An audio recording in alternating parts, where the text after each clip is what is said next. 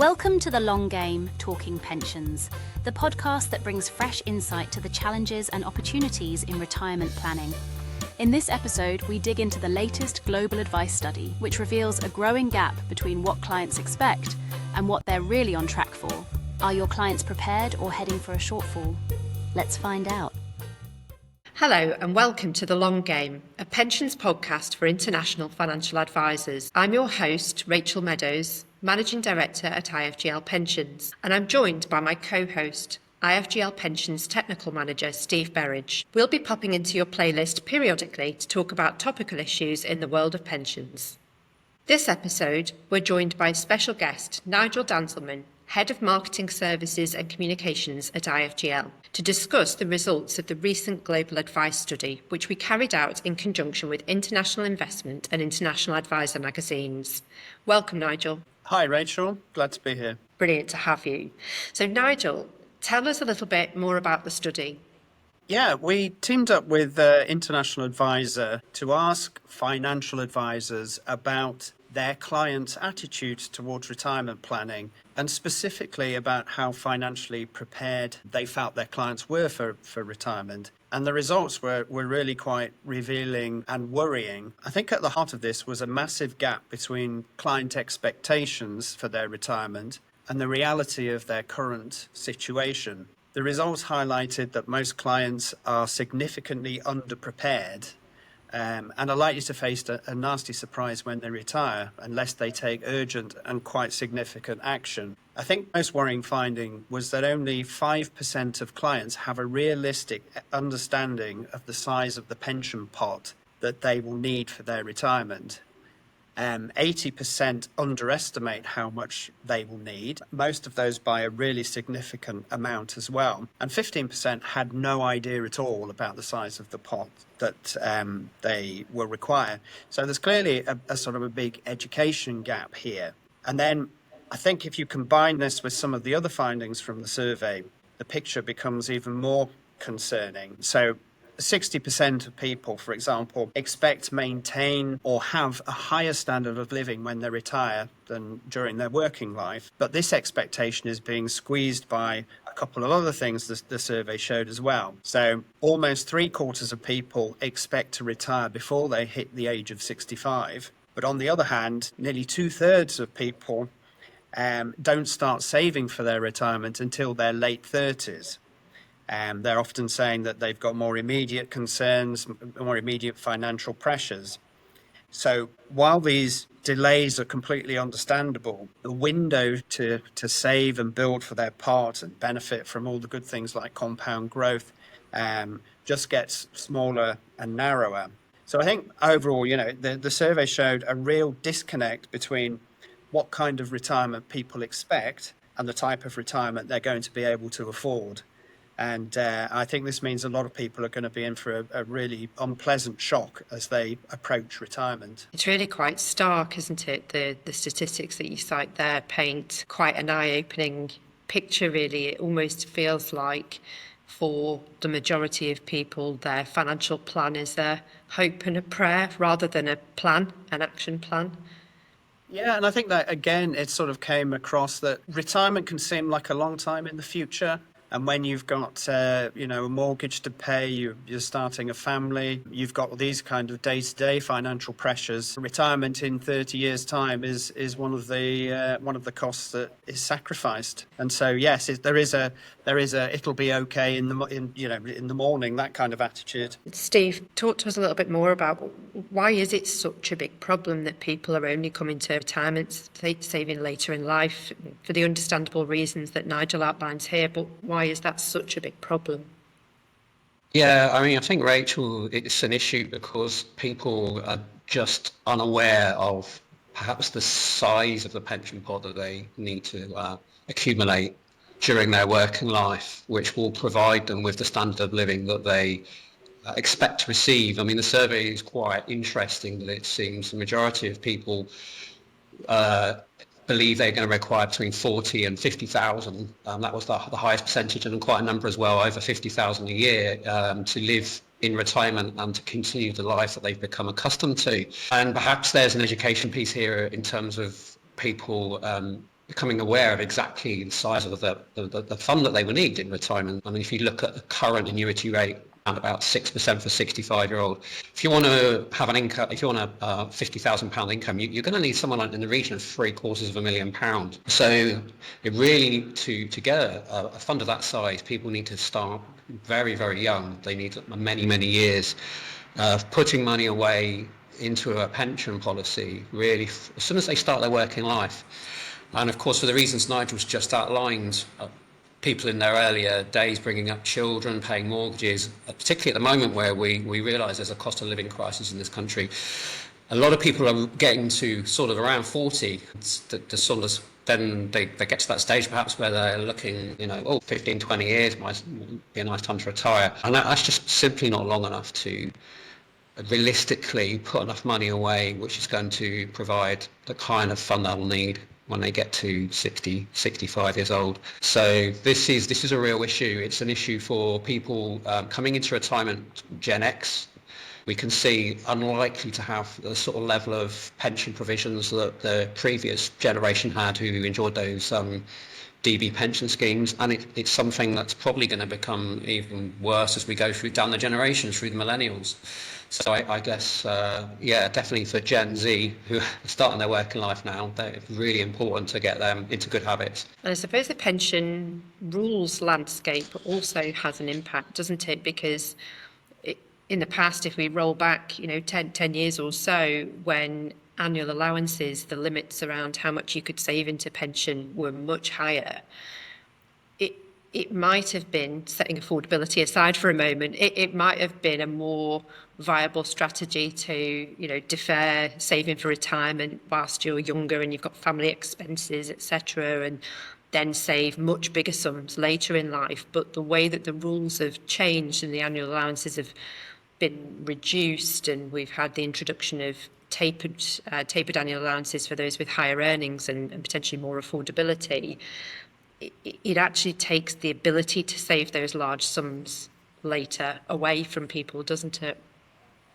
Yeah, it does. I mean, the government increased it a couple of years ago to 60,000, which was obviously welcome, but it's still relatively restrictive in terms of if you've got 10 years to pump money into a pension, for example.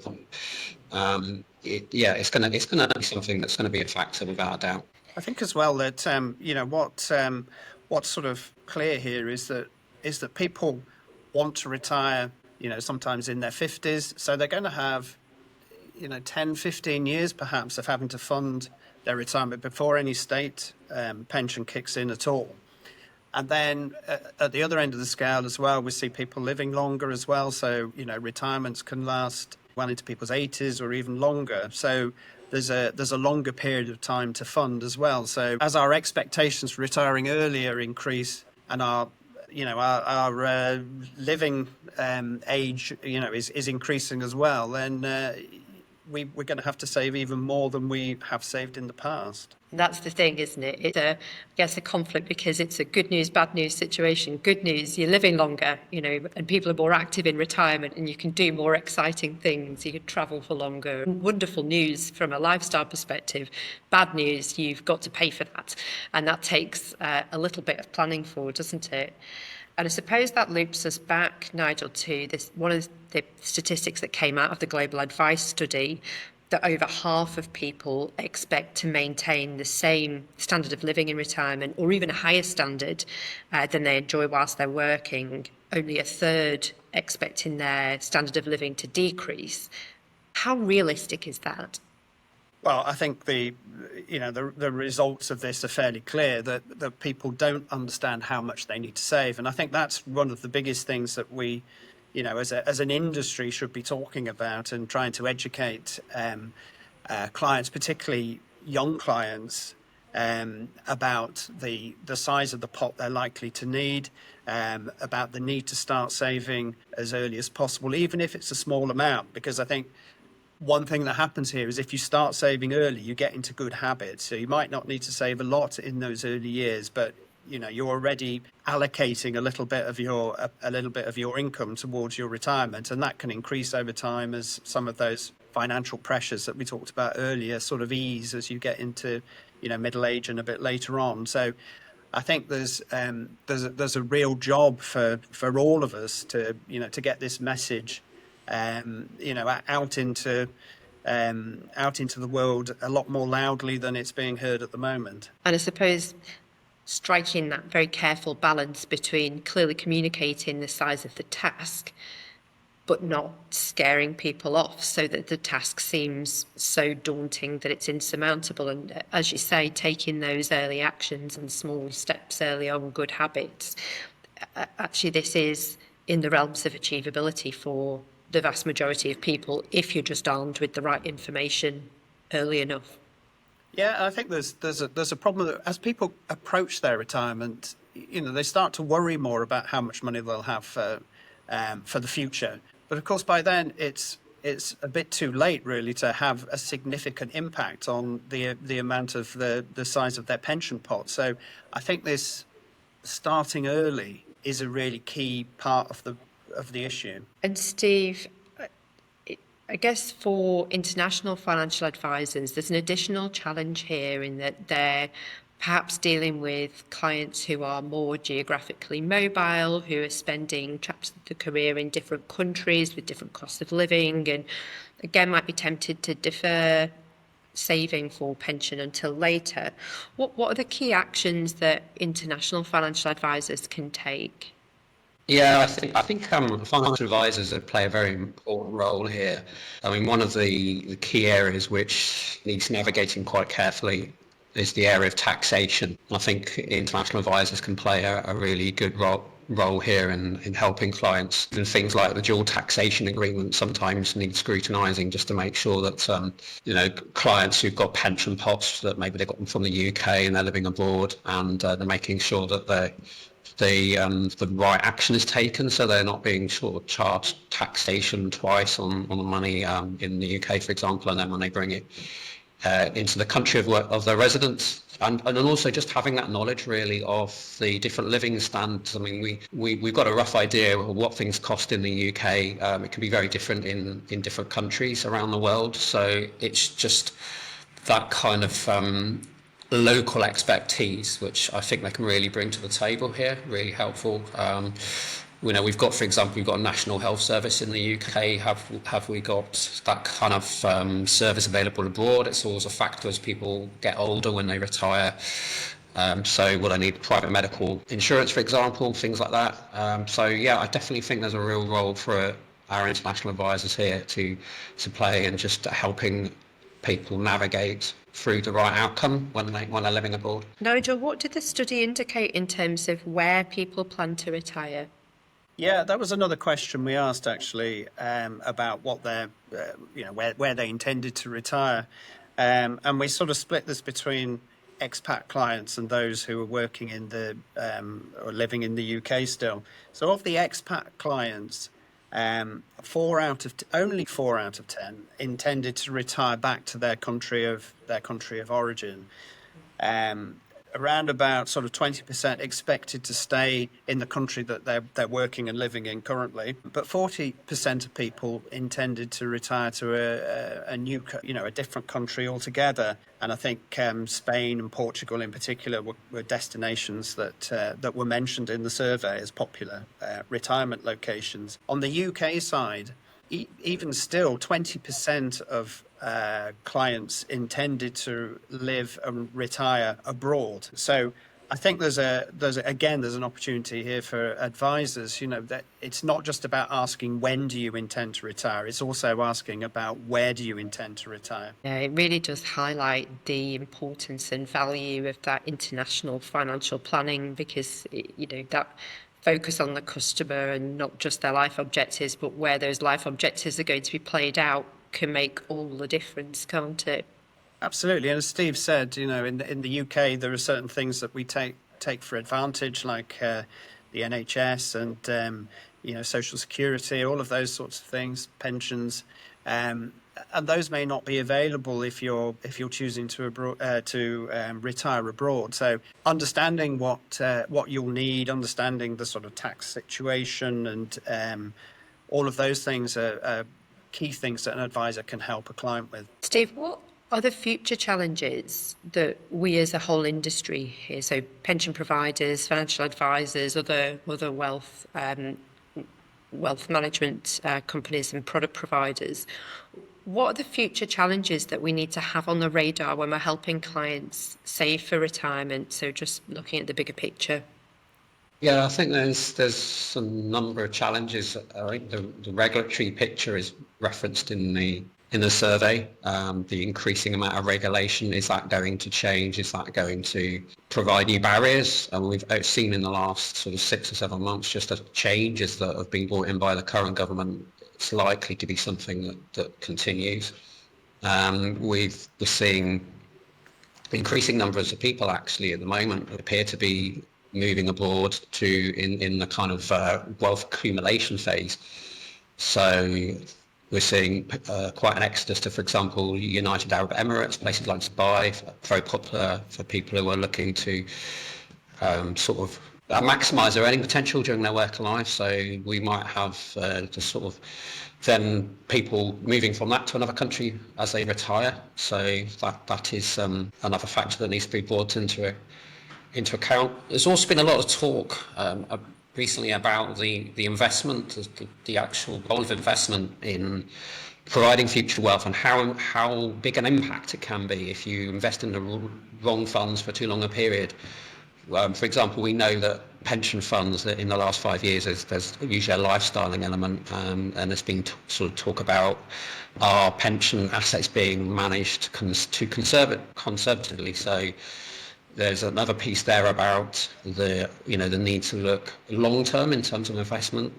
So the challenge really, I guess, is in trying to create yourself such a big pension pot. Sort of the role of the investment advisor can be quite key.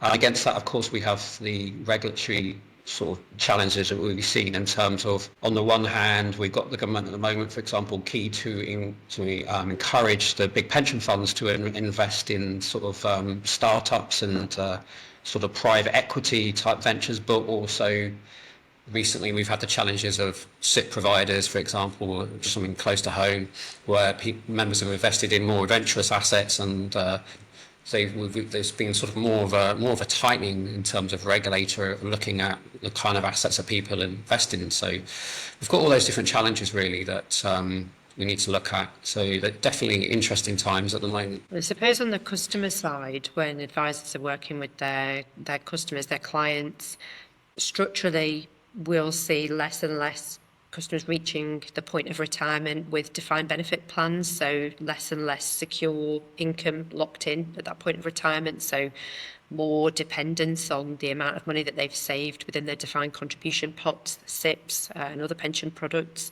So that places more onus back on the customer, a more important role for advisors to play, arguably, than in the past. And lower levels of home ownership, and that isn't something that we're only seeing in the UK. I think around a number of economies around the world, we're seeing housing costs reach levels where it's out of the realms of affordability for a number of people, and so the reality is they're renting during their working life, and they may well need to rent during their retirement as well, and that creates a different demand on your pension income as well, doesn't it? As well as the longer lives, which Nigel talked to earlier. It's clear, I think, that we could talk about this for hours, but let's bring this chat to a close with a top takeaway from each of you. Nigel, what's your top takeaway from the Global Advice study? I think my top takeaway will be the need to educate people about the size of the pension pot they're going to need for the future, and to start preparing as early as possible to build as big a pot as possible. Steve, your top takeaway? Yeah, I think similar to Nigel, I think this just highlights really the key importance of advisors in getting alongside customers at an early stage and just providing that kind of level of support and education to people, not just as they get into middle age, but when they're much younger, getting them into good habits. Thanks both. Nigel, thanks so much for being an excellent guest and for such an interesting pension conversation. Thanks for listening, and we look forward to talking to you soon in the next episode of The Long Game, a pensions podcast for international financial advisors. Thanks for listening to The Long Game Talking Pensions, brought to you by IFGL Pensions. If you found this episode useful, please follow or subscribe so you never miss an update. We've got plenty more insightful conversations coming your way.